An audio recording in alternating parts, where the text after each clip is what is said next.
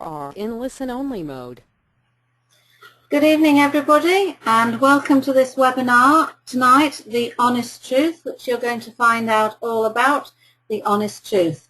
There are still quite a few attendees to arrive, but quite a lot of you are here already, so time to get started. You should be able to see my screen at the moment, which is showing the Dial website.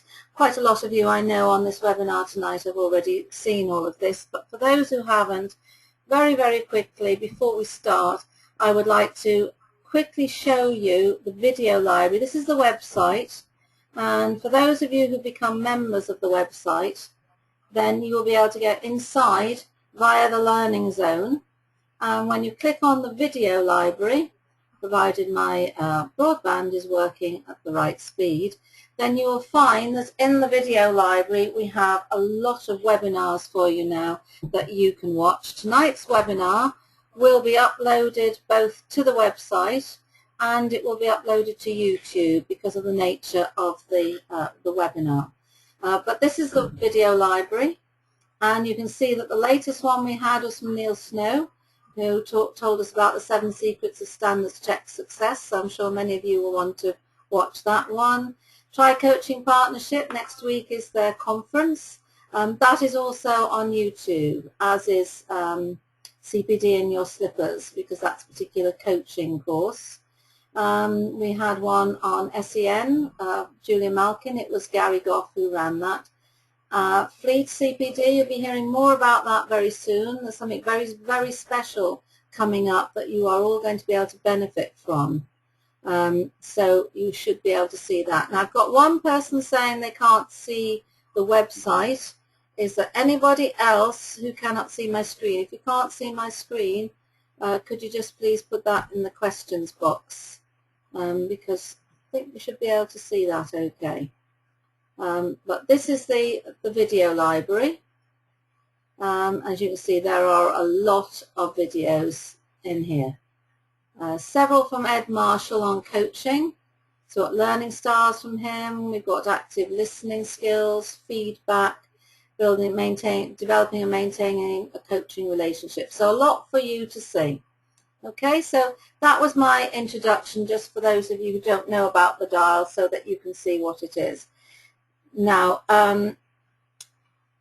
apparently you can't see my screen at the moment. That's, I'm showing your screen and my screen and I'm sharing it. Screen sharing is on. I just have to speak to Rob and Ollie. Can you see my screen, you two? Yes, but it seems to be frozen. It's frozen. The screen appears to be frozen, exactly, yeah. Ah, right. Just a minute. Screen sharing. Let's have a look. It shouldn't be frozen. Let's have a look. Now it's paused. Now it's showing. It should be showing. What exactly can you see? You've got your Outlook reminder in a little open box, and you've also got, looks like your email screen's up as well. Oh, how strange. Okay, well, we'll forget that for the moment. If I minimize it, yes, you can see that, can't you? That seems to have taken over. And a reminder. Right, let's see if this will do it now. Can you see it now? Yeah, it has changed. It's gone to your just your inbox for a minute. And the picture of the patio. Right, I'll wait a second. Is it showing the Dial website? No, it's a picture of a very pleasant patio with oh, how strange. Garden furniture and a bird bath and. Okay. All right. That's right. Okay, that's something that's happened this evening. I'll have to look into that. I have no idea. I'll go just to my patio. Right. So hopefully we're doing something a little bit different this evening. So hopefully this is going to work. Before I pass you over to Rob and Ollie, who are going to introduce themselves, we're starting tonight, hopefully successfully, with 4 poll questions. So those of you who've been on here before will know about this. So I'm going to launch them now, and if you could let me know, Ollie and Rob, if you can or cannot see these. Okay, not for a moment, I can't. Oh, here we go, yeah, it's now come up. Quick poll. Right. And Yeah. have you got the First question's up showing. All right, that's interesting. This is not showing on my screen.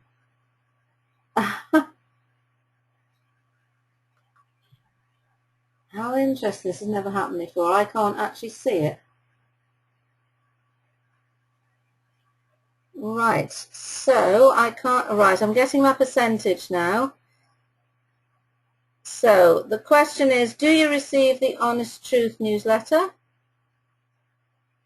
And at the moment, the majority, 81%, are saying no, they don't. So that means that this evening's presentation is going to be even more of interest to people. So they don't receive your newsletter. I do. Right, so thank you very much, everybody. I'll close that poll. We've got a second one now. The second one, hopefully, will be launched. Okay. Has that appeared? Yeah, that's on there now showing. Okay. So is your driving in school enrolled on the Honest Truth website? 92% no. Okay, very good, thank you. This just helps us to know, who we're actually speaking to tonight. Next question then, when did you first hear about the Honest Truth? Very recently, within the last 12 months or more than 12 months ago?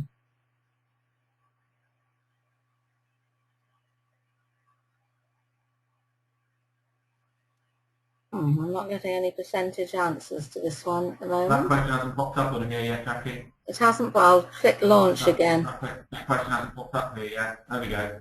Right. It's up now. Okay. Right, so on 80%, no, a bit less than that. This always happens. Always jumps around. It's jumping between 67 and 70% very recently. So again, the vast majority very recently have heard of the Honest Truth. 18% have heard within the last 12 months and 14% more than 12 months ago. Okay, and then finally, hopefully this one, how did you hear about the Honest Truth? And this one, you can tick as many boxes as you like for this. 100% heard of it through the dial. Oh, that's dropped now to 83%. 17%, right, yes, on social media, probably because the dial was advertised on social media. Yeah, 17% read about it. 9% at another conference. Nobody at Fresh Start, so either they didn't see you or they didn't attend Fresh Start. There we are. Right. That's all right. Okay, very interesting. So, you know that most people on here tonight actually have not come across you before. So I'm going to, without further ado, pass over to Ollie and Rob so that Ollie and Rob can tell you all about the Honest Truth. And that is the Honest Truth. Okay. Lovely. Thank you very much, Jackie. Good evening from a very pleasant South Devon, in fact just on the fringes of Dartmoor this evening. My name is Sergeant Ollie Taylor from Devon and Cornwall Police, and one of the Honest Truth board members. Police officer for about nearly 22 years now and specialise in roads policing. One of my jobs is as a senior investigating officer for fatal and potential fatal road traffic collisions. Two teenage sons, myself, both here this evening being very quiet. At least I hope it's being very quiet anyway while we're doing this. I've had enough of going out at 2, 3, 4 o'clock in the morning and sifting through what's left of people's lives following awful, fatal and serious injury collisions, having to meet the families, having to try and explain to the families what's happened and why it's happened, and really do believe the honest truth is a great way to try and get these safety messages across, and really looking forward to this evening and the webinar that Jackie has very kindly allowed us to hijack tonight. And what we'd like to do this evening, for those, I think there's many of you that are here this evening with us, haven't heard of us before, haven't seen the presentation. So this is the presentation that we give to driving instructors, albeit we're putting our faith entirely in modern technology and doing it via the power of the internet. Have with me this evening a good friend and a colleague from Devon and Somerset Fire and Rescue, Rob Carlton, but I shall let him introduce himself. Rob. Thanks, Ollie. Good evening, everybody. My name is Rob Carlson. I'm a station manager with Devon Somerset Fire and Rescue. I'm actually based down in Plymouth, but I work out of headquarters in Exeter. I've recently been asked to go up to Exeter and head up road safety and casualty reduction for the service, but I'm also still an operational officer as well. I've been in the fire service for 31 years, so Ollie's only a junior compared to me, sadly. And all those 31 years, very much like Ollie, I've regularly been attending serious and fatal road traffic collisions, both as just an ordinary firefighter who has to cut the roof off and take the casualties out, more now in a sort of command role, actually directing crews on how to perform the rescues, and obviously looking after the crews, the girls and boys on the red trucks, with the aftermath and having to deal with the horrors they've had to put themselves through. Lovely, ideal. Thank you, Rob. So this evening what we're going to do, you won't have to stare at Rob and my faces too much longer. We're going to we will shut down the video. There'll be plenty of opportunity to ask questions. We will run through the presentation. We'll talk about where the honest truth has come from, how it all started, how it all came about. We'll then run through the sort of key safety messages that the honest truth is built around, and the what we're trying to achieve by giving young drivers, new drivers, those messages. We'll talk about the resource pack as well, what's in the resource pack, how you can get access to the resource pack, and if you're not already a member of the Honest Truth, how you can become a member, basically, and what other resources we have available to, or what other resources you have available to you. If you haven't seen things like the newsletter, I think one of the poll questions at the beginning was if any of you have seen the newsletter. I think that pretty much nobody had, so we can talk about those sorts of things as well. So it's basically sit back with a glass of wine, beer, cup of tea, whatever it is you have this evening, and enjoy the next hour and a half. Lovely, thank you. Okay, honest truth then, where did it all come from? Take you back to 2009. 2009, July 2009, there was a single vehicle road traffic collision in South Devon. Down near Kingsbridge in South Devon, for anybody that knows the area, a small village called Atherton Gifford, and there had been a beer festival on, and a vehicle left the beer festival containing 3 young people and crashed not far away from the beer festival, and tragically took the lives of all 3 young people in the car, a 9-year-old lad, a 17-year-old lad and a 19-year-old lad. And during the investigation that came out of that, it was established that actually the collision was entirely preventable, and a lot of the problems and the main reasons around the collision occurring in the first place was a lack of knowledge on the part of the driver as to the risks involved in being a young driver, being a new driver. So following this collision, and it really did affect the community where the collision occurred. I've got a good friend who is a teacher at the local community college where the 2 older boys had both been and attended right throughout their school years, and the younger lad was due to go there sort of a couple of years later, and in fact the younger brother of the 9-year-old boy is there at the moment. And talking to the teacher only in the last few weeks, bearing in mind this collision occurred 5 years ago, talking to him in the last few weeks is that the effects of that collision are still felt very, very much within that community. It's still very raw in that community, even 5 years later. So these collisions, fatal and serious injury collisions, aren't something that just go, they aren't things that just go away after the media furore died down, after the investigation being completed, after the court cases or crimes court being heard. But these things go on and on and on. And as with many, many collisions of this nature that we deal with, it was entirely preventable. So following the collision, this collision down Abington Gifford, a partnership meeting was convened to look at ways in which the chances of having an incident like this happen again could be minimised. We're not going to say that the honest truth is a silver bullet and that it's going to solve the problem of fatal collisions overnight or serious injury collisions overnight. That's not what this is about. This is about trying to reduce them by giving young people, new drivers, young drivers, the education that they need, the information they need to make informed decisions, to make the right decision when they're either behind the wheel or as a passenger. So this partnership group sat down and we're looking at ways of trying to sort of minimise the chance of something like this happening again. And at the meeting somebody suggested that why don't you work with driving instructors? To which somebody else suggested why would we want to work with driving instructors? And it looked around and it was established that actually nobody was really working with driving instructors at this time. There was no, this was back in 2010, that there was no partnership working, there's no statutory agencies really working with driving instructors to any sort of meaningful, in any sort of meaningful way. And we started talking to driving instructors, and February 2010, the first meeting of the Honest Truth took place. And the idea behind it was the honest truth. It's nothing more complicated than giving new and young drivers the honest truth about safer driving. That's where the idea of the honest truth came from. So a partnership meeting was convened. It involved the police service, it involved the fire service, it involved the local council, it involved community safety as well, the community safety partnership. Now, again, a bit unusual to include the community safety partnership in a road safety initiative.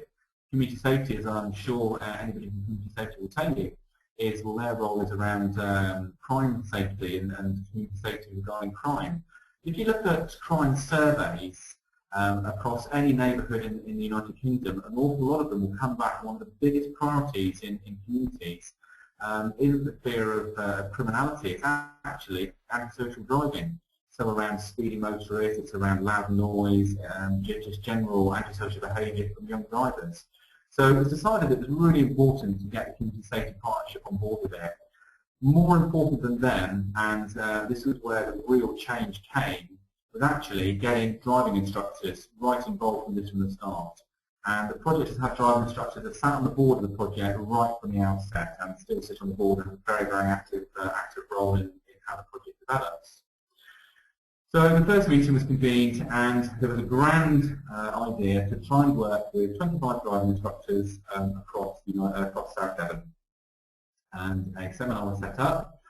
Very much a Heath Robinson resource pack was put together, taken, taken from other resources, other initiatives and projects we have running.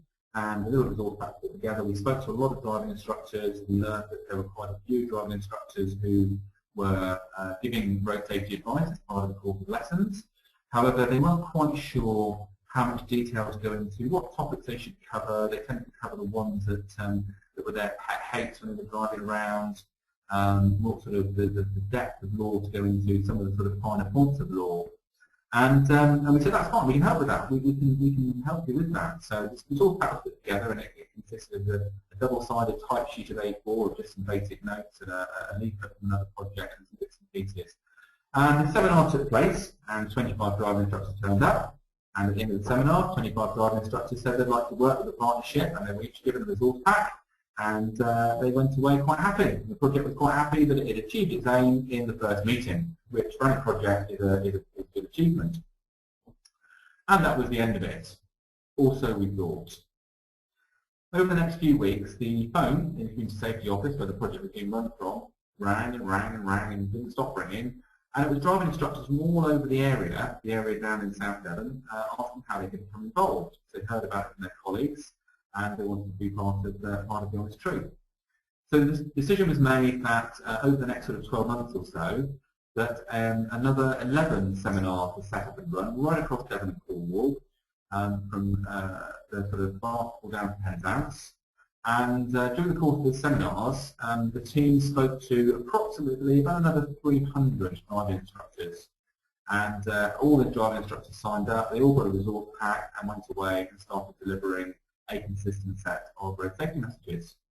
So coming into 2011, we thought absolutely brilliant, really good, this has gone really well, far better than we've ever anticipated. Isn't it great? And potentially all the lives can be safe on the roads.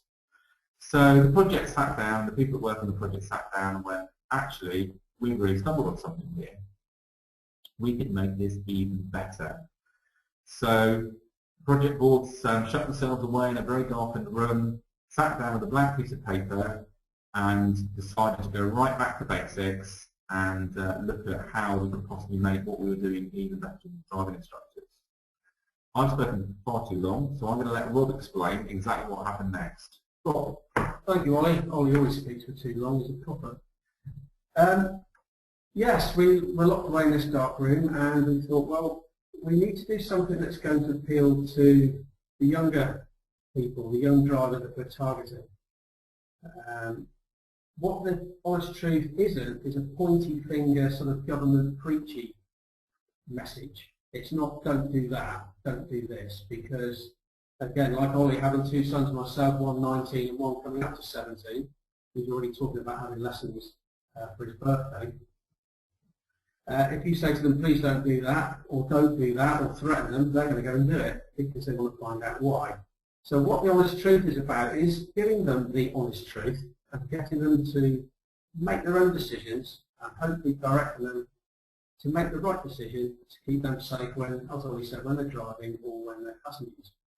So back to the darkened room. How are we going to come up with something that would appeal, and how have we hit on some of these perhaps striking images that you've come across in the last few weeks, if you've recently come across those truth, or seen on posters or maybe online prior to this webinar tonight. We were sat there going, what on earth are we going to do?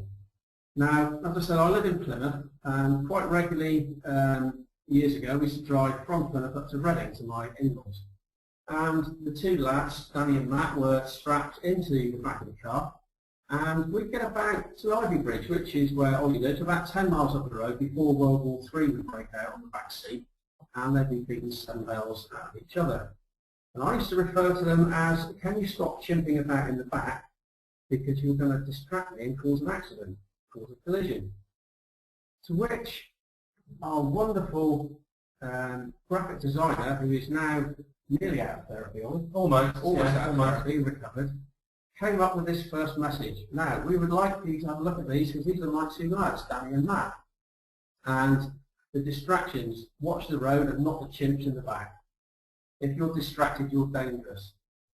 Now, the big message on distractions is for the driver, obviously, keeping their eyes on the road, but also for the passengers, not to distract the driver themselves, to behave when they're in the back, not to look at this latest text, look at this music, look at this very important thing that's arrived on Facebook, someone baked the cake, or whatever. It's to give them the knowledge, to give them the information, to tell them the honest truth about behaving when you're behind the wheel. You're behind a lethal weapon. It's not a lethal weapon if you use it correctly. It can become a lethal weapon if you start chimping about. Lovely, thank you, Rob. You'll see from hopefully the image you've got in front of you at the moment, you've got the number of animal heads, and the strapline at the bottom is which one are you. Now, what the honest truth is aiming to do is to actually look at attitudes and behaviours, to challenge the attitude and behaviours of the next generation of drivers. There are many of these presentations, albeit this is the very first one we've done on the internet. They're usually to a live audience. This is a little bit unusual this evening. However, one of the things I say, my belief is that we've lost a generation of drivers. I've been driving around quite a lot today with work, and I'm sure you all have driven around today at some point as well.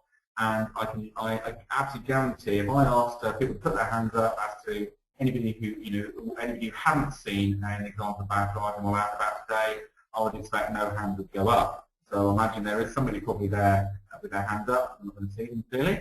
But yeah, which one are you? And it's looking at, can you identify a driving trait in your driving that relate to one of the animals. We're going to go through all the animals in the next sort of 20 minutes or so, just to give you an idea of the sorts of messages we're trying to convey with each of the animal messages. So it's about which one are you, and if you are one of these, how can you modify your behaviour?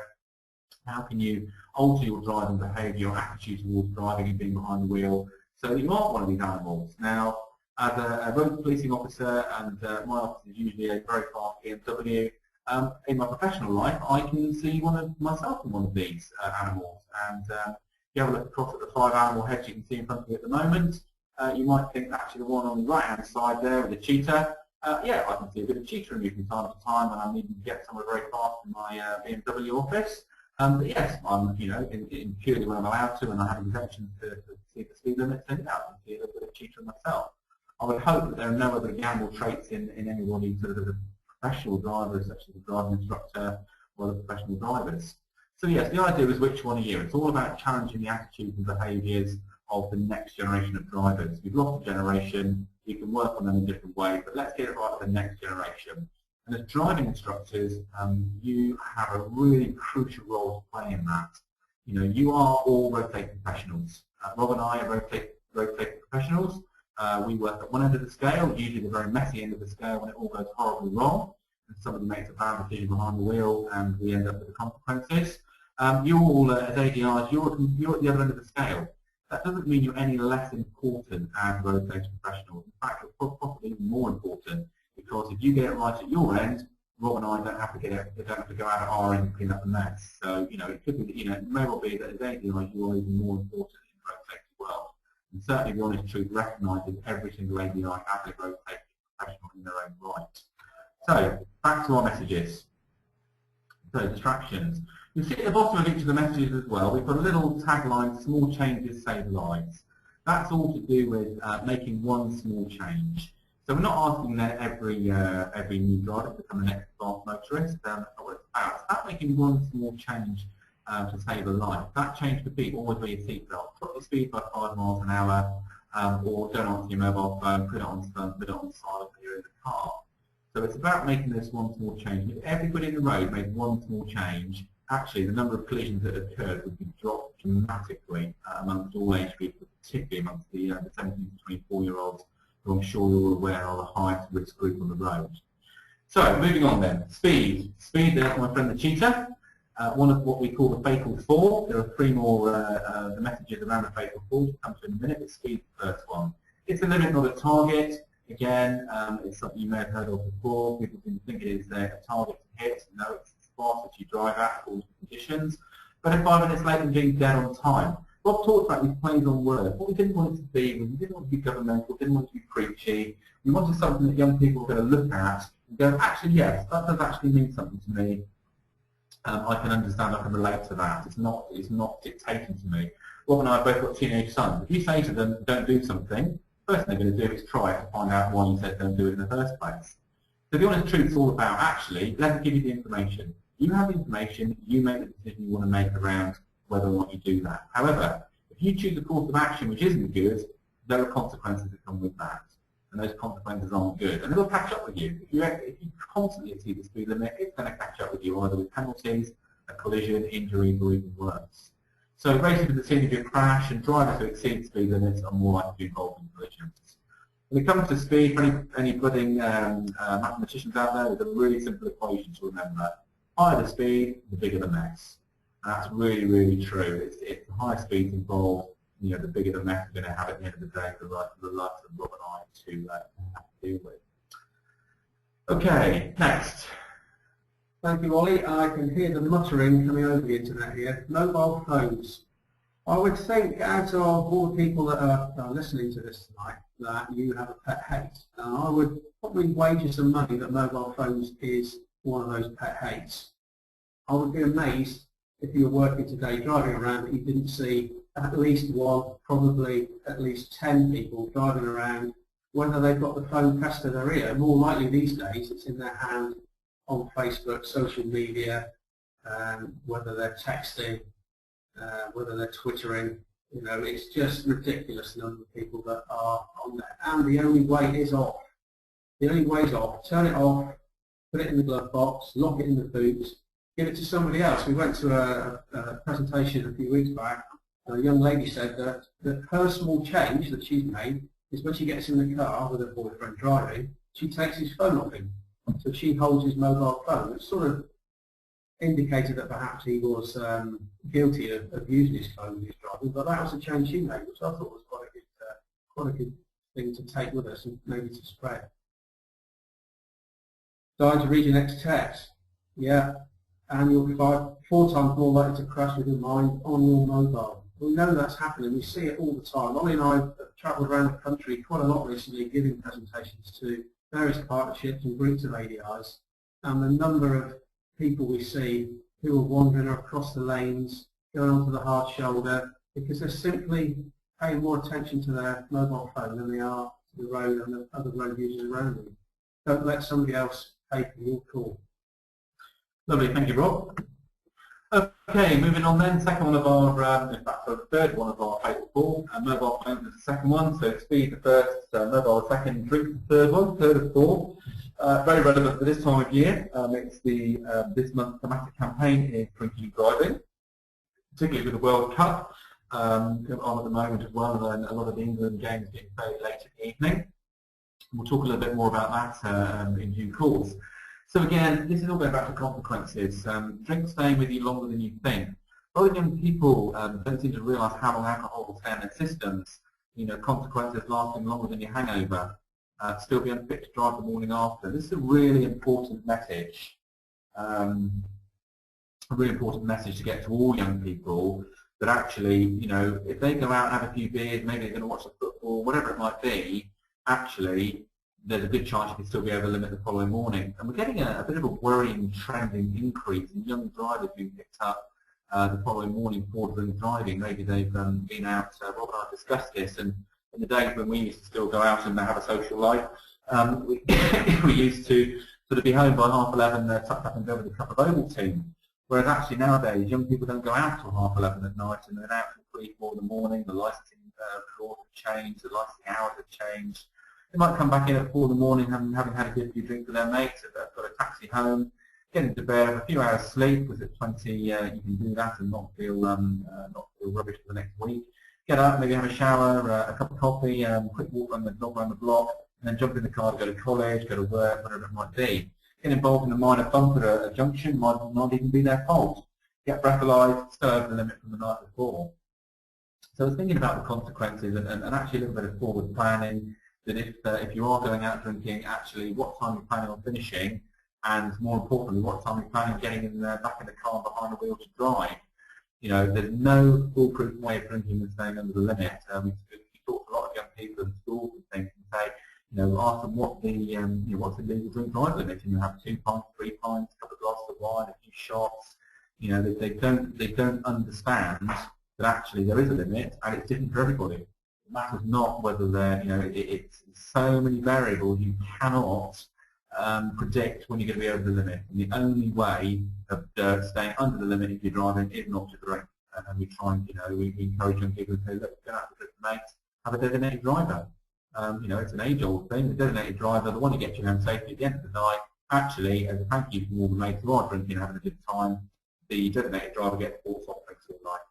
The designated driver has a cheap night out, goes out with all their mates, still has a laugh, but everyone gets home safely at the end of the day. So drinks are a really important one and really relevant for this time of year. Okay, Rob. Showing off on our rather wonderful peacock. Now there's quite a story behind this peacock, which we'll tell you about in a minute. It's about showing off and antisocial driving, try impressing your mates without your car, and now try strutting your stuff. And as Ollie said, for the community safety, antisocial driving ranks really, really high on what messes people's lives up. With donuts and wheels spinning around and racing around the lounge stereos, etc. And it stops being fun when you lose your licence on your car. Now, I travel around the country, as I said, the length and breadth of the country with Ollie, my police friend, brackets colleague, and Ollie will now tell you a little story about the Police Reform Act, section... Go on, do it. Fall asleep. 59. Section 59. After all the, I honestly thought Rob would remember Section 59 of Police Reform Act. Don't listen to you, Ollie, you know that. Okay. Yes, Section 59 Police Reform Act, a really good bit of legislation that we were given some years ago, and it really helps us with antisocial driving. Some of you may have heard of it. In our experience, we found that quite a few ADIs haven't heard of it and aren't really quite sure about what it means. Basically, this legislation allows police officers to be judge, jury, and executioner in the case of antisocial driving. And if a young person or any driver who comes to that drives otherwise on a road or driving out of attention or without due consideration for the road users, we've got the ability to be able to put a notice on the vehicle and on the individual driving, and it's called a Section 59 notice. Now that notice lasts 12 months, and that notice basically says if you get caught again in the next 12 months, then you'll lose your car on the spot. Simple as that. Lose your car no matter where you are, you will lose your car, be taken off you. You'll be charged recovery, the storage costs, and then whatever offence you've committed, you'll end up going to court for that offence. Now, there's a great incident, well, great for us, not so much the people involved. I was a patrol sergeant in Plymouth for a number of years, and there was an area where the boy races used to convene, although we can't call them boy races anymore because we have girl races as well. So we have to call them modified car enthusiasts. So here we have our modified car enthusiasts together in a particular part of Plymouth. And I used to go down on my patrol if I was with a late shift and see if they were around and about, drove into this area, and sure enough, there were the modified car enthusiasts. We were all gathered around the edge of the car park, and in the middle was a huge billowing sort of tyre smoke. And there was obviously a car in the middle of this lot doing donuts being cheered on by the rest of the lot there. So I did the honourable thing, put my blue lights on my police car. All the modified car enthusiasts go back to their own vehicle, and there's nothing to do with them. Car in the middle stopped, dust settled, and my first thought was, there's something wrong with this picture in front of me. There, right in the middle of this group of cars, was a very, very nice BMW. Just didn't fit with the rest of the cars that were there. So I drove in, parked up next to the BMW, got out. As I was doing so, there was a young man getting out to drive a BMW, looking slightly more than sheepish. But more interestingly, and I didn't really take any notice of her at first, the young lady stood about 20 or 30 feet away from me on the edge of the car park, getting more and more agitated by the minute. And started chatting to this lad and running through the systems, and worked and established that he had a Section 59 Reform Act notice put on him about 3 months earlier. And the interesting thing is that it covers him and his vehicle, but it also covers any other vehicle that he's in if he gets picked up again. Now that was quite crucial in this case because it wasn't his car. The vehicle he was in was actually girlfriend's daddy's company car. The girlfriend was a very agitated young lady who stood about 30 feet away from me. By the time when I said I was having the keys and having the car off him, she couldn't contain herself anymore. And came running over, trying to ask me how on earth she was going to explain to her dad that his company car was being impounded by the police. So I politely informed actually that wasn't my issue, that she was going to phone and tell him just be straight up with him. So she did the honourable thing and phoned her dad. Again, I was about 30 or 40 feet away when she made the phone call, and I could hear him screaming down in front of her from that distance.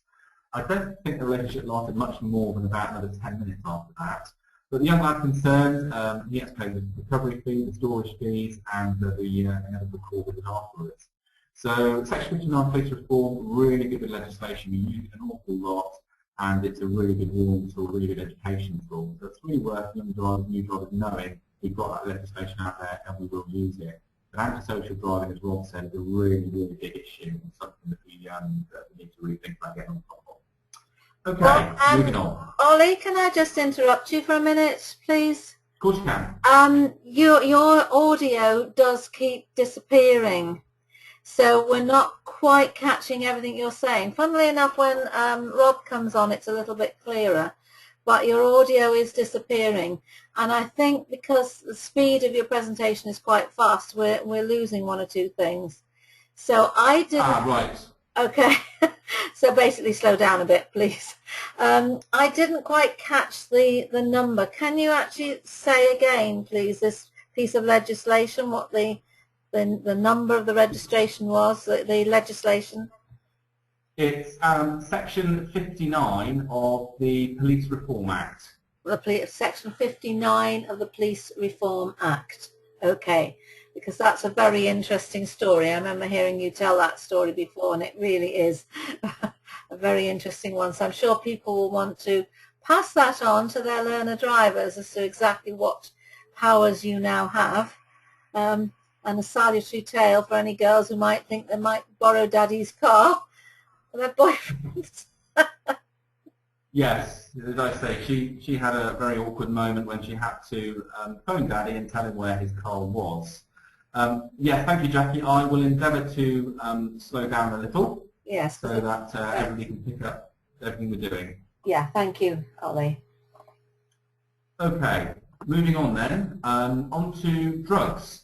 Now, drugs sort of sits alongside the drink driving. But drug driving, again, a very important topic that, again, young people don't really seem to sort of think is as bad as drink driving, drug driving. Our friend the chameleon, I think he's possibly my favourite of the characters that we've got so far. There with his mind altering and mind changing and that sort of thing to get those messages across. But there you have it, drugs will get you smashed. Again, playing on words, thinking about the different connotations of some of the messages. And again, down there, stoned, high or drunk, the punishment's the same. And it's really important that young people understand it doesn't matter if it's drink driving or drug driving, actually the punishment's going to be exactly the same. You know, if you're going to lose a licence, you're going to potentially have points, you're going to have fines, all these sorts of things. But more importantly is that drugs alter your ability and judgment. You know, we talk about whatever the drugs, your driving ability will be impaired. Now that's not just thinking about the illicit drugs, such as sort of your cannabis and your amphetamines and ecstasy and things like that. It's also thinking about prescription medicines. So, you know, how many of us, hand on heart, when we get a prescription medicine through sort of from the doctors or the pharmacy, do we take out that piece of paper that's got a novel written on it and read it end to end to understand what you know, what risks there are to things like driving by taking a particular prescribed drug? So it is important that we look at the prescribed and encourage people to look at the prescribed medicine side of things. But as importantly is looking at your illegal drugs. Cannabis use is accepted. It's socially accepted among young people smoking a bit of social smoking of cannabis. And young people don't seem to think that there's an issue with driving having smoked some cannabis. Drink driving, you talk to them and yeah, drink driving, oh no, I would never have a drink and drive. But quite happy to sit and have a joint of cannabis. A couple of months ago I was on my patch in South Devon, and the A38 dual carriageway runs right down the centre of my patch. It was about 2 o'clock in the morning, and drive over an overbridge just to see what was going on, and there was a car parked up on the overbridge, lights were off, and I thought, okay, I'm curious by nature, I'll just see what's going on here. So I pulled up alongside it, got out of my car, tapped on the driver's window, opened the window, and out came the biggest cloud of cannabis smoke I've ever seen. And inside was a young lad and his mate sat in the passenger seat, both smoking a cannabis split, cannabis. And got chatting to them and talked to them about actually it's illegal to have it anyway, but wanted to learn a bit more about what their thoughts were around the driving side. So you know, started talking about how he was going to get home and he's going to drive. And I said, but you've been smoking cannabis? But no, I'm absolutely fine. So I ended up talking to them about actually the effects that cannabis has on your driving and how it's in your system. And if you're involved in a collision and you're seen to be under the influence of drugs, actually it's exactly the same as drink driving. And this lad just didn't understand, he didn't know the risks and the consequences of sitting in his car at 2 in the morning, not bothering anybody, not being any harm to anyone other than you sitting having a joint of cannabis while he was then planning on driving home. So again, drug driving, a really important one to get the message across that we're not going to do that. It's going to be the same as drink driving. Okay, back to Rob. Seatbelts. A big issue with young people. They can save your life and someone else's. And I like the idea with the rhino sat at the back. Someone thrown forward at 30 miles an hour can hit you and fall to a charging rhino. and a day, life would be saved every day if everybody buckled up. And it's about strapping yourself in the front, but also making sure those that are travelling in the back are also strapped in, because they are going to come forward and injure you, if you're the driver or the front seat passenger.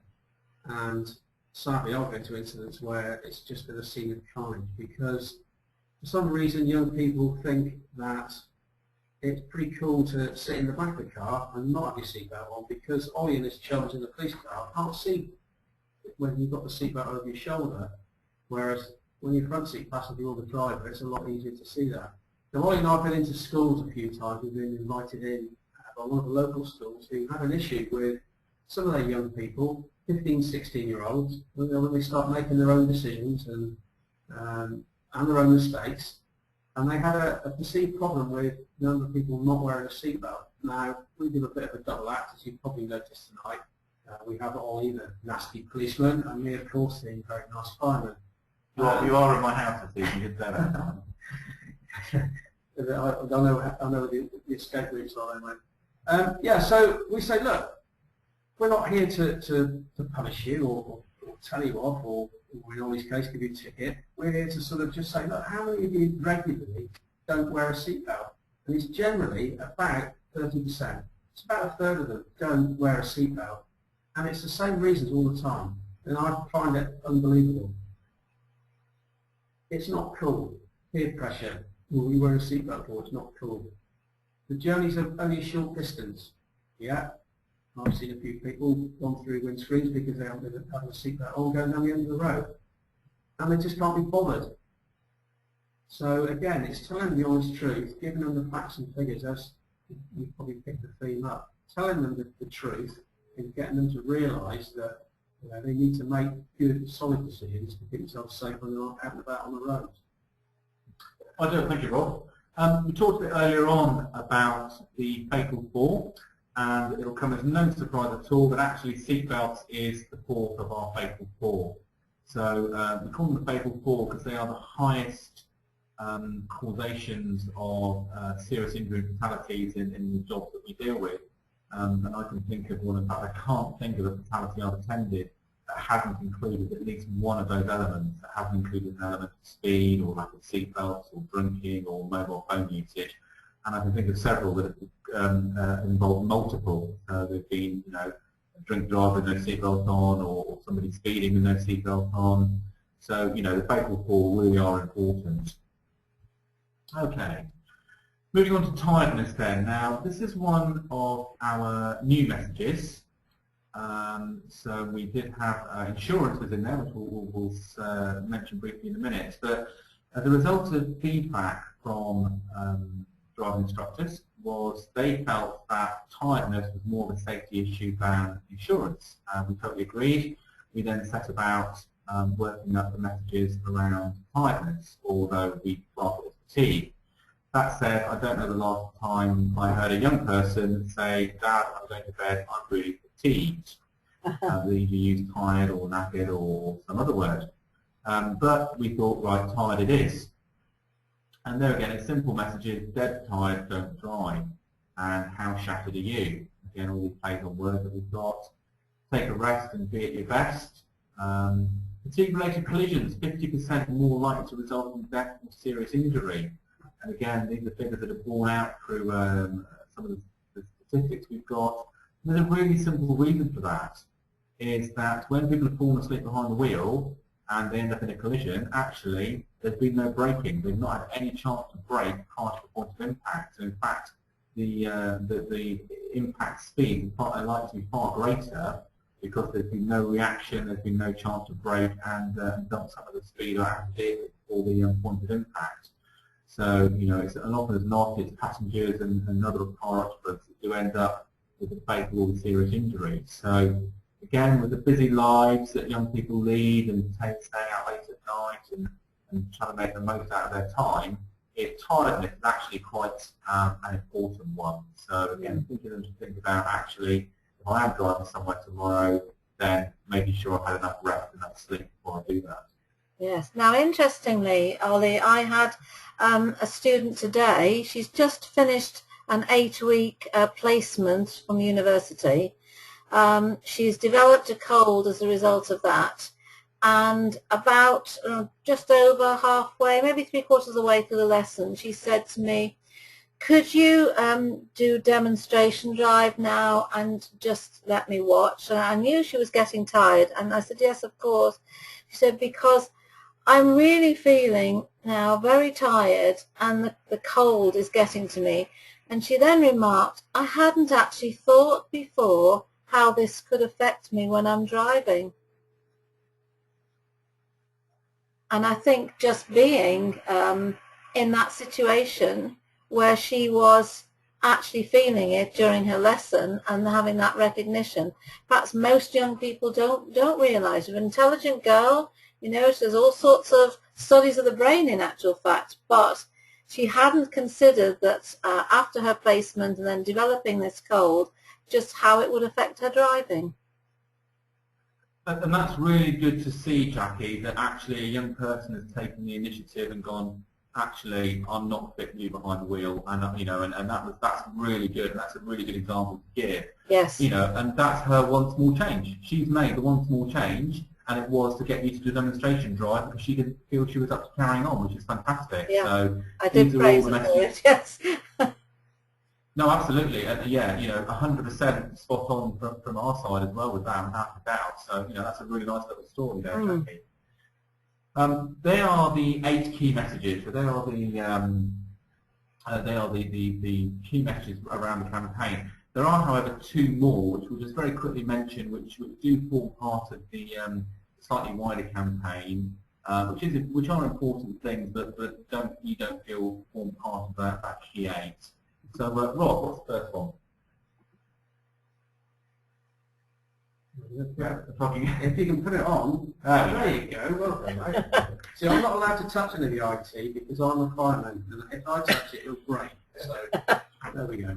So here we have. Watch out! Don't hog the road. Now, I really, really like this warthog. I really do, and it's about giving respect to all road users, and particularly our vulnerable road users. So it's the cyclists, pedestrians, particularly in our area where we live, people on horseback, you know, those sort of people. Give time and space and pass wide and slow, and take responsibility for your actions. Now, as Ollie said, we've concentrated on 8 key messages. Now, we've been constantly sort of asked, oh, what about this message and what about that message from our ADIs? And lots of your ideas come to us, and we've got a huge list in the office, which we would like to action at some stage when we get around to it, and obviously when finance is permitting. But we will stick with the 8 key messages. Having said that, as Ollie said, we've changed Titus for the next message that he's now going to talk to you about, which was in the original So the 8th original message we had before we put Titus in its place was around insurance. And again, this was as a result of talking to driving instructors and saying actually insurance is a bit of an issue. The biggest single cost of getting on the road as a new driver, a young driver, is going to be the insurance. Often not covered by parents. Now it's interesting, we had most of an entire meeting dedicated to whether we could use the word ass in a road safety campaign. And as we had a picture of a donkey, we felt it was quite acceptable to use the word ass. So there he is, our donkey there, had a collision, probably has no insurance. And again, it's simple, very simplistic messages, no insurance, don't be an ass. It's not if you're caught, but when. So again, this is thinking about the technology that we have access to around the automatic number plate recognition systems, ANPR, the biggest secret that we had in the United Kingdom until we let the media have information, and then we had to admit that yes, we did have it. But again, it's great. We share information with insurance companies. They allow us access to their databases. And young drivers are going to know no insurance is going to be 6 points on their license, and that's it, by license. You know, thank you very much. Of the, I think it was something in the region of 10,000 young drivers that lost their licenses in 2012. Just under 50% of those, so 5,000 young drivers, lost their license through a lack of insurance and not being properly covered. So it's about making sure that you protect yourself and others by making sure you are properly covered. Now this is around insurance fronting. Now I'm sure there's a few people out there nodding their heads going, yeah, insurance fronting, we know what that's all about. But if there is anybody who isn't aware, insurance fronting is very simple, it's very widespread. So basically it's a form of insurance fraud where a parent may well buy a car for their son or daughter. They will register it in their name, they'll insure it in their name as a parent and put little Johnny Smith on as a named driver. Now I have to say in my nearly 22 years experience as a police officer, I have never ever seen Mrs. Smith drifting around a roundabout at 2 o'clock in the morning in her lowered Citroen Saxo with a baked bean can for an exhaust. Johnny Smith, yes, I've stopped him plenty of times in said Citroen Saxo with a baked bean can for an exhaust at 2 o'clock in the morning drifting round a roundabout. So it's really important that parents are also advised that if they are going to buy a vehicle for their son or daughter, that actually they register it in the name of their son or daughter and they have them as the insured party with parents as a named driver.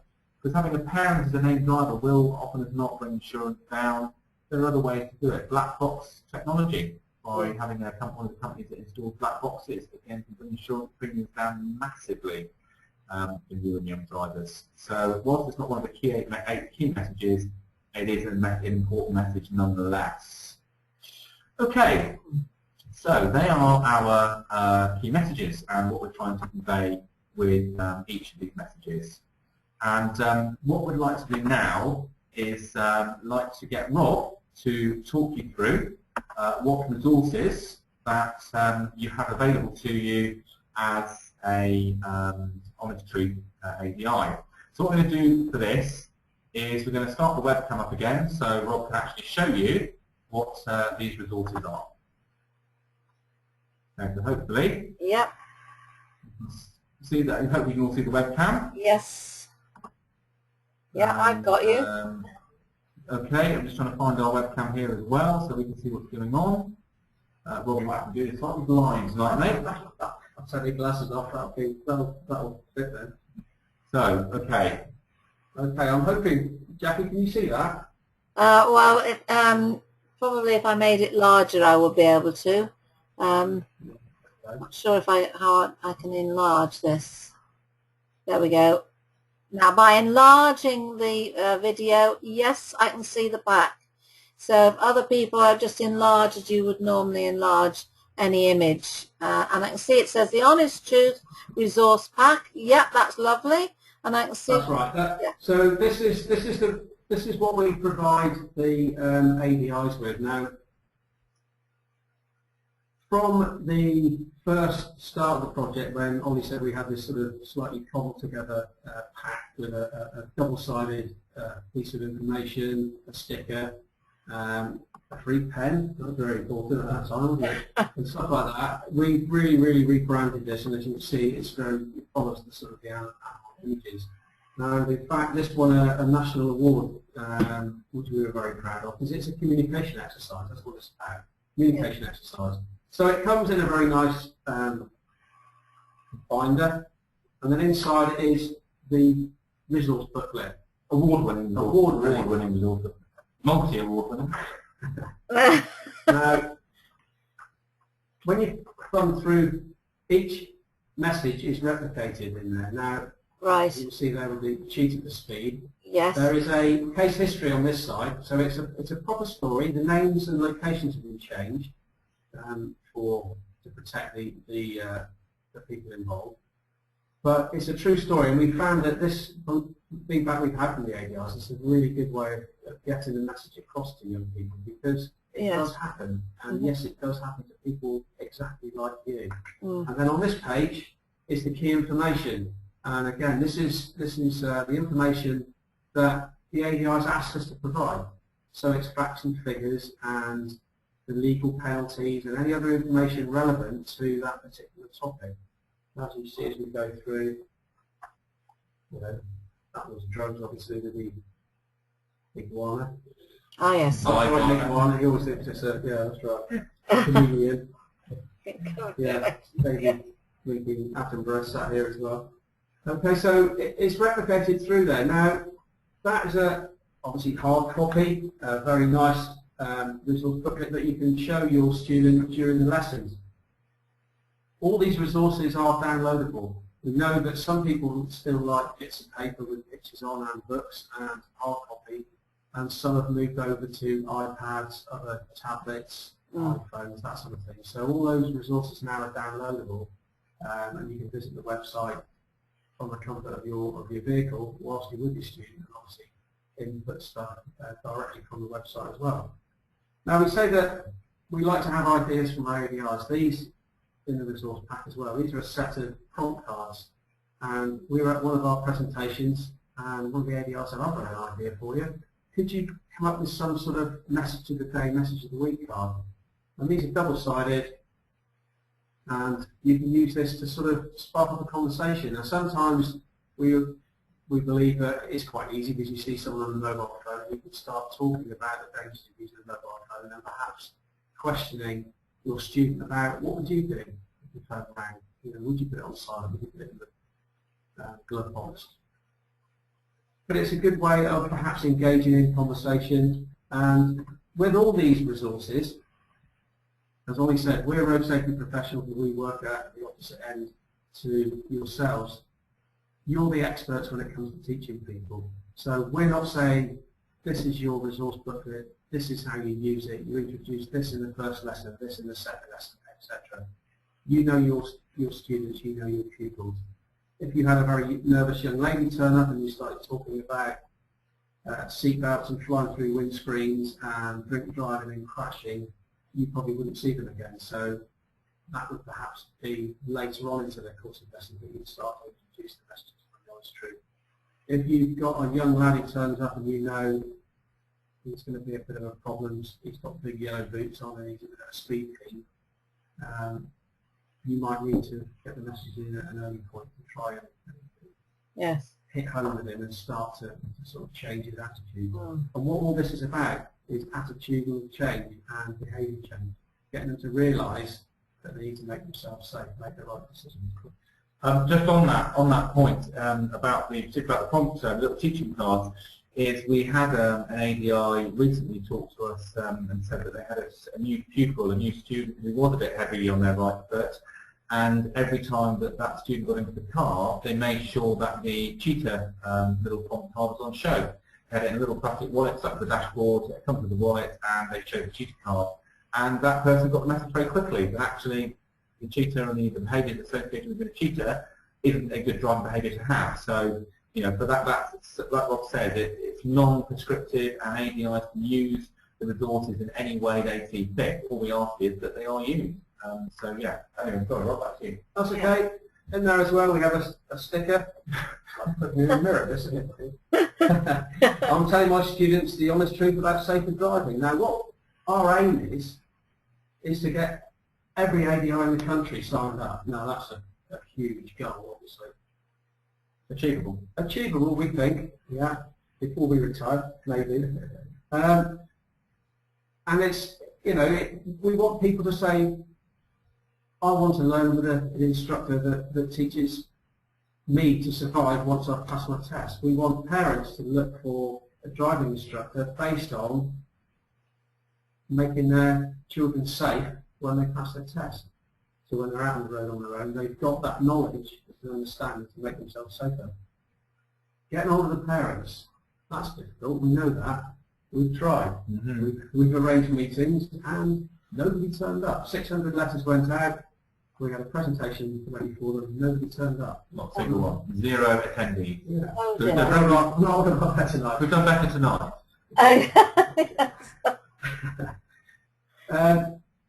This is the ongoing cost of the project really. These are a trifold leaflet that are designed to be given to the student at the time you see fit. Now the leaflet is designed to go back to the parent to try and provoke some thought, perhaps a little bit more exploration on some of the key messages. It gives all the information on here, directs them to the website, to get that information across to them as well. Because as I know, kids don't speak to their parents. For some reason, well, unless they're broke. Yes, unless they want money. Okay, and that's simply, that is a resource pack. That's also backed up with a set of posters. So if ADIs are part of a driving school and they've got a premises they want to display a set of posters in, then no problem at all. We can provide a set of full high gloss, full colour A3 posters, things like that. So there's other resources available. I'm going to get Rob to go through a couple of them, some of the resources in a moment. Just before we kill the video again, talking about the campaigns that we do and looking at the animals, is one thing we've learned that actually we can take the characters and we can actually adapt them into other specific campaigns. So if any of you are on Twitter or Facebook, you would have seen this already, but if anybody who hasn't, we'll come back to Twitter and Facebook in a moment. Thought you would. Yeah, Twitter's my big thing, but anybody who knows me, is we came up with the campaign specifically aimed for the World Cup. So the Drink Drive campaign, again I'm having from my right to my left here. Yeah, that's fine. The same dog they have thinking about unfit to drive the morning after. However, he's now got a pint in one hand, he's got an England flag, and the message is don't score an own goal this summer. So again, we're getting this message far and wide, using the same imagery, same messages, but actually tweaking it slightly to suit a specific campaign.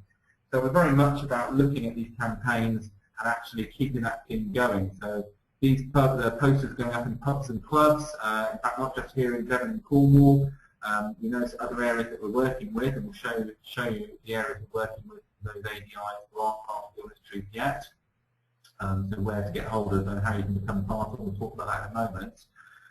But yeah, so the messages again far and wide, but what it'll do is people will then start to relate to the Honest Truth characters, and actually the hungover looking dog means I don't drink and drive. And that message then gets through by using that same imagery, by using the same dog in other campaigns.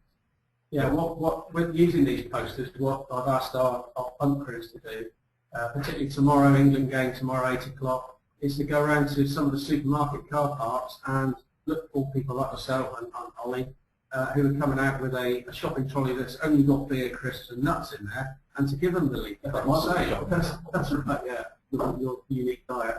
And say to them, look, we're not being killjoys, we're not saying as a fire service, please don't drink, don't enjoy football. Enjoy football, have a beer, ask yourself the question, how much are you going to drink and when are you going to drive next? So it's educating, as Ollie said, it's starting to spread, not just from the young drivers and the ADRs, which is still our core business, but it's starting to spread out into other areas as well, because the messages resonate across other groups.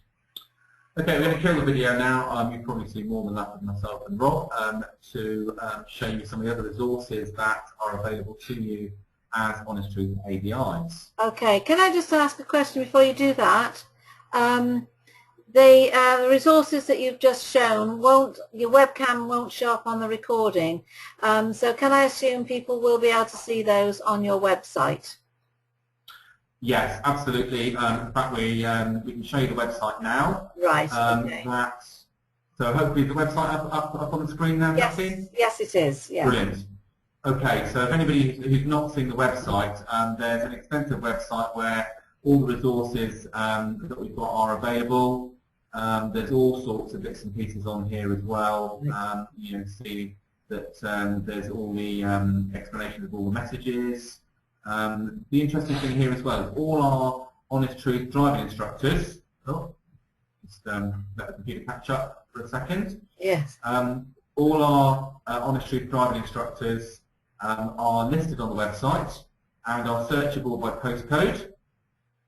So once they sign up to become a member of the Honest Truth, their details will go into the database, and they can then be searched by parents, and we're encouraging parents to, when we get to talk to them, to choose a driving instructor who does teach the Honest Truth as part of a course of driving lessons. The days of driving instructors only teaching young people the mechanics of driving, albeit that's a very important part of it, are kind of very much behind us. It's as much about teaching them how to stay alive once they've got that covered piece of paper in their hands. So again, once people go onto the website and search, you can see, hopefully see here, I'm sure you'll tell me if you can't, Jackie, Yeah. an example of a postcode search. Yes. Recognise Yeah, with the, that was just on a Plymouth postcode. Yeah. But again, as more and more driving instructors come on board, then I can say we get more and more of them appearing on the website. We said initially that our project aim was to have 25 driving instructors signed up to work with Honest Truth. We've currently got in excess of 1,300 across the whole country now, and more and more joining every week. Again, now I need to interrupt because I do actually have a complaint here, which I'm sure you'll want to follow up because you'll get the details. But Wendy, who is a very long-standing and faithful member of the Dial, says that she's registered twice and still hasn't heard from you. So I'm not sure, but that might be something you'd want to follow up with Wendy. I can only apologise to Wendy for that. Wendy, I'm sure you're listening to us. I can only apologise. Why you haven't appeared on that, I don't know. What I would ask you to do is to send an email to the project. You can email the project straight from the website. Explain that you registered twice but it hasn't appeared. Why that hasn't appeared, I don't know. I'll need to check with our web developers. But be assured that if you get an email with all your details on it, where you signed up, and obviously those bits and pieces, and most importantly is your postcode, I will ensure, I will give you my personal guarantee that I will get that onto the website ASAP. Lovely. Thank you very much, Ollie, because we want to look after Wendy here. And no, absolutely. No, we're about looking after all our ADIs, all of the ADIs. Yes. Somebody else said, yeah, we've got another one here.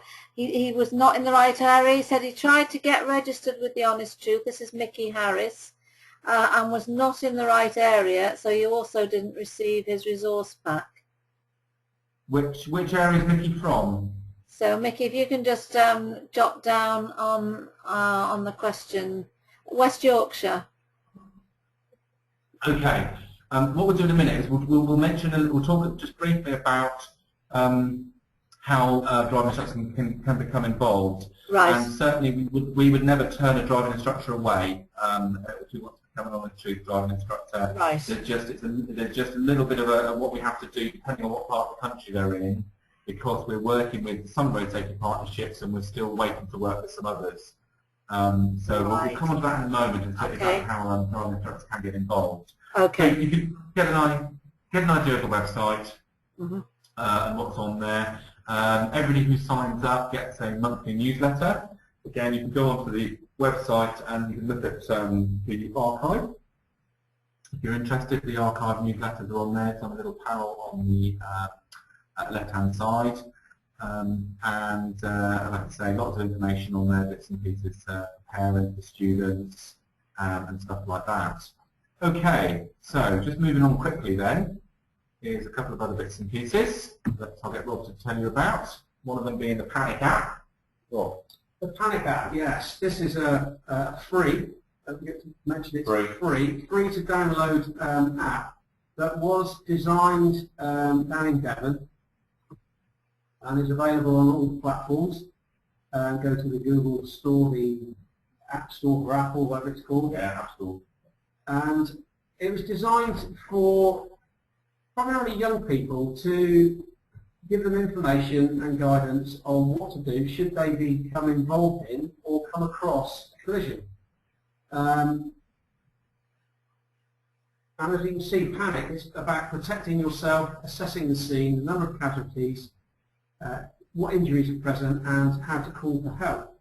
We found out from young people that although they are very, very savvy when it comes to using all these new gadgets and the internet and everything else, they haven't got a clue. They didn't have a clue what to do. What would you do if you came across a collision, two cars with each other or passed them off the road? Not a clue. No idea whatsoever. So we put that together, and if you click on each of the letters in Panic, it will give you a certain amount of information there. It goes on to first aid as well, basic first aid, how to give CPR and what to look for, and how to deal with casualties. Very important for us as blue light services is a location finder as well. Now, if you come down to Devon in the summer, beautiful area, and drive across Dartmoor, it's very, very barren. And if you break down somewhere, you may well not have a clue where you are. Always like that when you drive around in a police car sometimes. Totally clueless. Totally clueless, yeah. And in fact, he's used it on a job where his control couldn't find where he was, and he used the panic app to give a grid reference. And you can get shiny red fire engine, police car, ambulance, whatever other services you need to your location that's down to about a square metre. It's a very, very useful app. There are also secure pages on there to put your personal details, your ICE details in case of emergency, any medical conditions, maybe medicines you need or take, but also to put reminders in for your MOT, your tax, your insurance, to check your tyres, for instance, again for younger people, not perhaps professionals like yourself. They're a really, really useful app for everybody, not just the young people. Called Panic, and please just spread it around. You know, use it as a prompt to bring a conversation out of one of your older people to go to download it.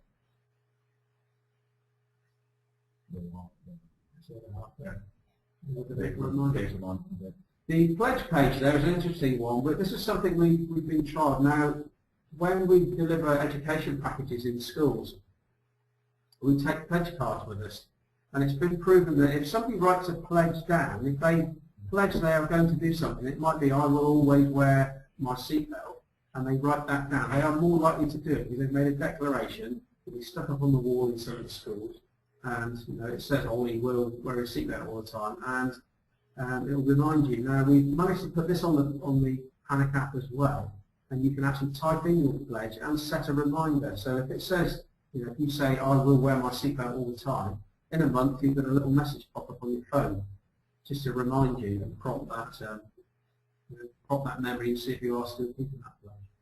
Oh, very good. So use the Panic app. My Red Thumb. My Red Thumb campaign is linked to the Honest Truth, particularly the mobile phone message. Some of you may have seen this on social media. It was launched about a month ago, and it's all to do with encouraging people not to use their mobiles while they're driving. A very, very simple campaign, we think really effective. Simply, it's getting people to either paint the thumbnail red or to wear one of our little red thumb rings. We then get them to post a selfie on Facebook of their red thumb, and what are you laughing at, Jackie? the first one, top left. Very good. That was a young lady who really got into the spirit of things, and in fact there's several pictures of her thumb in various scenarios on the myredthumb.com website. We've had a large number of Honest Truth ADIs who've got their pupils to paint their thumbnails red for a lesson and then post pictures on social media, be it on Twitter or Facebook. We've got, like I say, the bottom right there, sorry, we've got a whole department from Cambridge Council. I don't know who that handsome police officer is in the police car there, promoting it. And even local business there with Robert Scoring from Plymouth, who's the directors all supported it as well. So a really good campaign, one that's very easy to get involved with and become part of to promote not using mobiles while driving, a campaign that we really are pushing. Now, we said about how you can get involved. I don't know if there are any ADIs listening this evening who are from any of the areas that you see on the screen now. These are all the areas that are currently rolling the Honest Truth out, and their road safety partnerships will know all about it, and the first point of contact will be with their road safety partnership. If anybody who's listening this evening is from one of those areas and isn't aware or is struggling to get hold of their partnership and contacts, come back to us and we will contact them on your behalf. So that's one half of it. If there are ADIs, I know certainly we've got the one, was it Mick from West Yorkshire, Jackie? Sorry? Was it Mick from West Yorkshire we had? Oh, yes, it's Nikki actually. I think they made Sorry. it. No, not your fault. I think they made a typo. Yes, No, no correct. problem. Yes, So Nikki from West Yorkshire, Yeah. areas that we're not yet working in, and we are currently talking to a number of new road safety partnerships at the moment.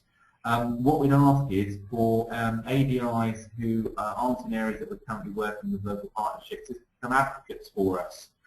You can sign up to the project. You can sign up through the website. If you sign up, what we do is we'll have a chat on the phone. We then send you an online form which you can complete online, which is actually an automatic registering system. You then get sent your resource pack and bits and pieces in the post. You will then appear on our website. All that happens is we approve the request, and it automatically goes onto the database to appear on the advanced instructor page. So actually, we've actually improved our processes a fair amount recently to try and make the system a lot easier for new ADIs to join us. But what we'd ask new ADIs in areas we're not working in is to become advocates and go and badge your local road safety partnership, show them the resources and say, look guys, come on, be part of this. Point them in our direction and we will do everything else. Absolutely everything else we'll do from our end. We've, like I say, working now very successfully in a number of areas and potentially another, hopefully that many again during the year this year or the rest of this year to spread the message far and wide. All right. We're up in Essex. Yeah, we're up in Essex next week. Dorset the week after. Sussex to come to Essex. Sussex come to Essex. So that's what we chance. Bedfordshire, Bedfordshire and Luton as well. We're visiting very, very shortly as well. So hopefully we'll be in those areas. They've already indicated that they want the honest truth to take off in that area. So if you're from that area, then hopefully we'll see you very soon. And Wendy tells us she's actually working with Kent Road Safety Partnership, and they are hoping to join. So well, there you go. There's a new one. Wendy, you are a star, an absolute star. And yes, Kent is certainly within our sights, a big old area. We've been speaking to members of the emergency services in Kent. So yes, if you want to push it from your side, Wendy, then absolutely brilliant, and we'll get it launched up in Kent as well. We've got processes for doing that. It's a relatively, very simple process, and Kent can have its very own honest truth and deliver it across the ADI network in Kent, much like we have in the other areas. You see, there's a number of ways of getting in touch with us. We've got the website that you've seen, the email address there, info@thehonesttruth.co.uk. Send us emails. If it's a specific question for myself or for Rob, then the email gets forwarded on to us and we'll sort that out. Facebook, for those who are on Facebook, we'd love to see you following us, The Honest Truth UK. And my personal favourites, which Rob gets very teasy about if I don't mention it, is the Twitter page @HonestTruthUK. Lots of bits and pieces on there. I try and keep it very fresh, very current. So if you're on Twitter, then come and follow us @HonestTruthUK. Again, we're more than likely going to follow you back. We follow an awful lot of driving instructors, driving schools, things like that. So really, like I say, your chance to become involved in a very, very sort of fast-growing and spreading road safety initiative. We think it's one of the best we've seen. In fact, we think it is the best we've seen. It's fresh, it's unique. Young people really like it.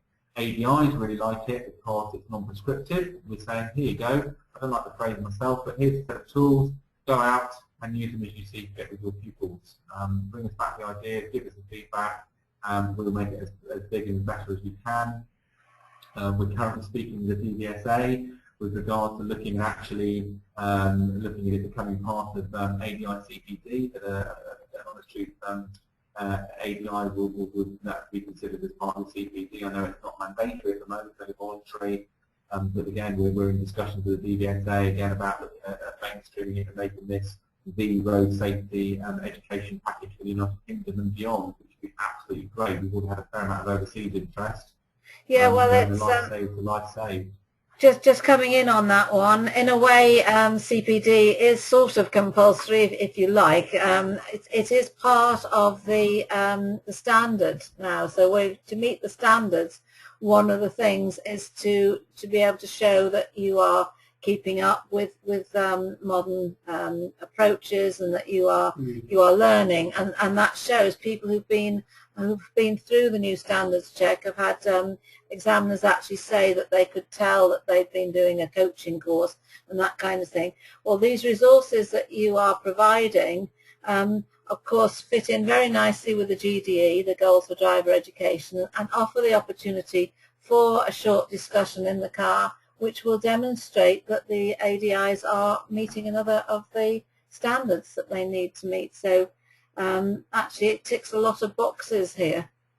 So you're absolutely right, Jackie, and the discussions we've had with the DVSA they like the honest truth because it is very much around client-centered learning, which is a big thing at the DVSA at the moment.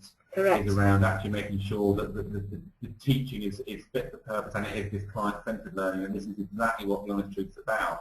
Because it's non-prescriptive, it is client-centered, and all it is saying all we ask of ADIs is actually, you know, if you sign up to become an honest truth ADI along with the 1,400 plus of your colleagues around the country, all we ask is that you commit to delivering the road safety messages as part of your course of lessons, nothing more than that. And what we say is actually, and we say this in partnerships and we're committed to it, is that we do not charge ADIs for the privilege of becoming an honest truth ADI.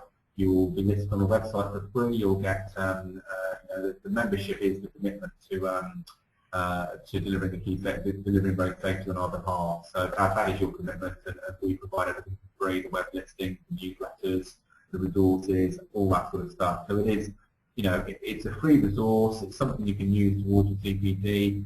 And I think most importantly, is it not morally the right thing to do? It is not about morally what's right. So, you know, that's the end of the formal presentation. By all means, we'll take questions, no problem at all. Thank you all ever so much for bearing with us on our first outing on the webinar. We'd be very interested to know how it went from the other side. We obviously know how it went from our side. yeah. And again, thank you once again ever so much to Jackie and the Dial for allowing us this opportunity. Well, thank you as well, Jackie. Thank you.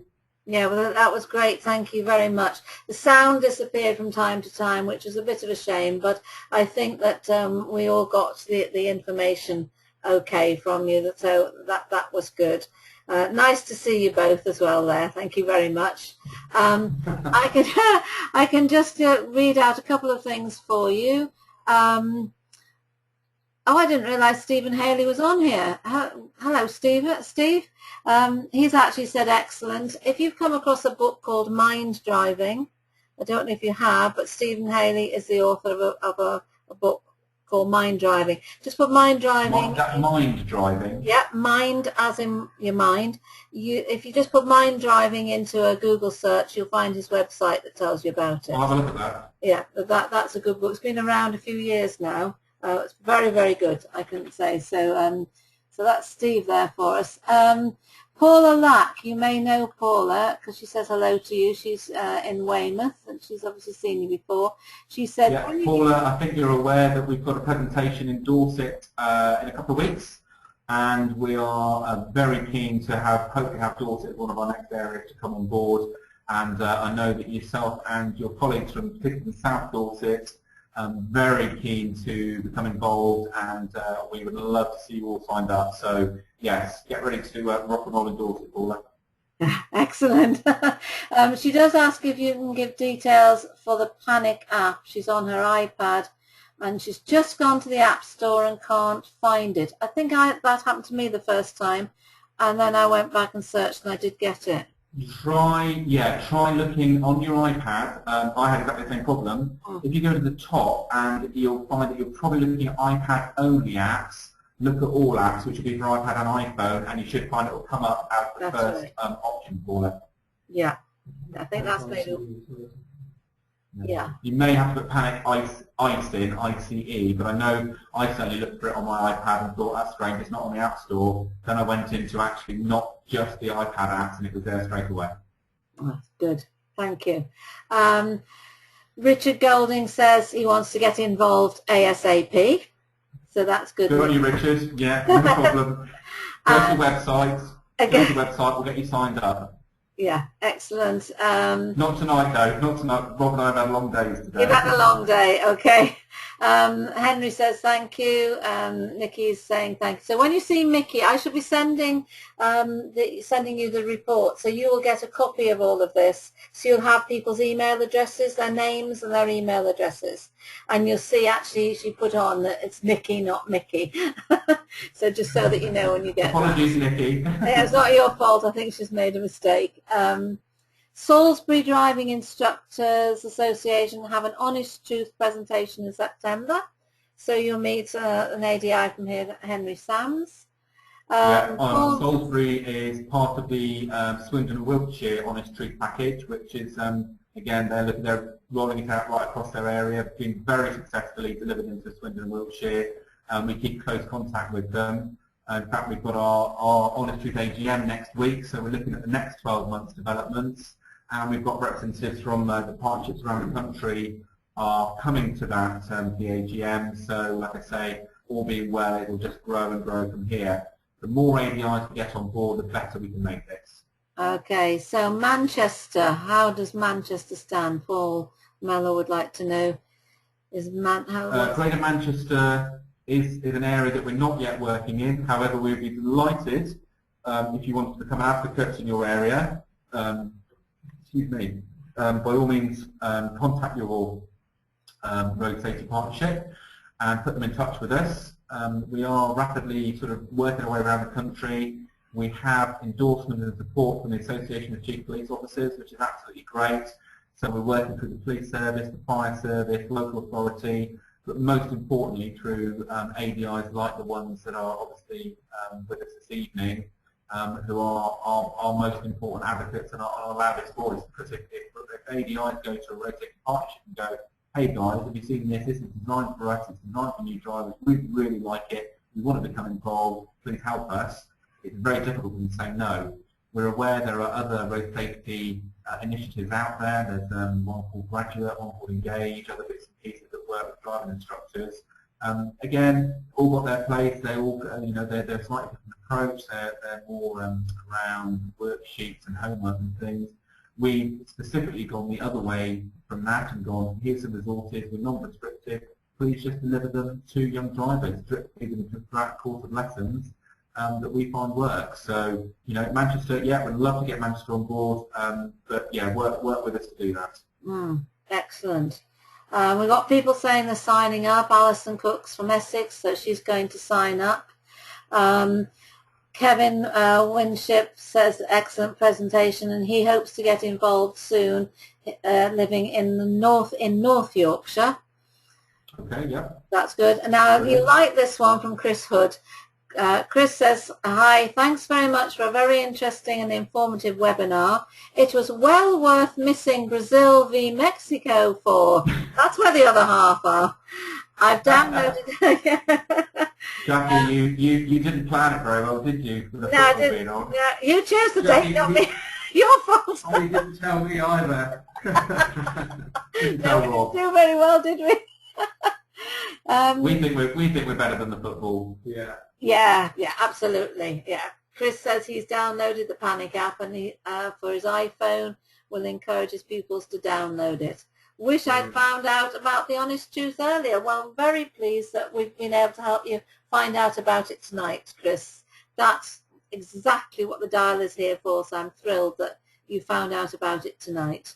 That's absolutely brilliant, Jackie, and we're really pleased that we've been able to reach a new audience, for the Honest Truth, to reach a new audience through, through the power of the internet tonight, which is fantastic. Yes, and this will go up on What we YouTube. kind of know is that the ADIs now, those that have seen it and heard it tonight, hopefully will talk to their colleagues in the next few days and get them to explore the website and obviously make contact as well. Yes. Yeah, put it out on social media, tweet it, Facebook it, LinkedIn, everything. Spread it around social media, because we all know that social media does work. Just so you're all up to date with the score, it's Brazil 0, Mexico 0. There you go. Thank you to Brian Doherty for that. They've missed nothing. They've missed nothing there. Missed nothing there. Right. Okay. Just for those who maybe have tried to sign up and have had an issue, like I say, we do apologise. We did go through a phase of we completely rejigged our database, and if a couple fell off the end of that, then it shouldn't have happened. But just recontact us, and I will give you my word that they will get on there ASAP. I will speak to the administrator for the project tomorrow and make sure that any new ones that come in get onto the database as soon as possible. It may, from now, the new ones that we get will be emailed a link to a sign-up form, an electronic sign-up form that, like I say, is now an automated system where as soon as it's filled out and submitted, then we start getting onto the website pretty much straight away. Oh, that's good, because I know I actually filled in something at Fresh Start, but didn't get anything back. So I will do the same. No, we had an issue. We don't quite know what happened with the Fresh Start sign-ups, although we have a feeling that there was someone adrift, and we don't know quite how that happened, which is why we've changed the systems now. Right. And the system is now fully electronic. And when we do something like Fresh Start again, we'll be looking at doing them electronically. So actually, they automatically get uploaded into the system straight away. And we haven't got the paper. This paper system. So again, on behalf of the Honest Truth, Jackie, apologies to yourself, but that obviously went slightly astray as well. So we don't want that to happen. Okay, so I will be signing up too. So that's good. Okay, well we've got lots of thank yous. People probably dashing off for the football now, I'm sure. So we'll say thank you very much. No, dashing off to go on the website and go on social media and start joining. Of course, yeah, dash off to do that, please. I will stop the recording now with a big thank you to you both for this. I echo what people have said here. It really was very interesting and a very, very worthwhile cause. The initiative that's been set up here is brilliant. So thank you very much, Jackie, and thank you to all the attendees who've taken time out tonight to listen to a simple farmer and a simple police officer. Okay, so I'll stop the recording now.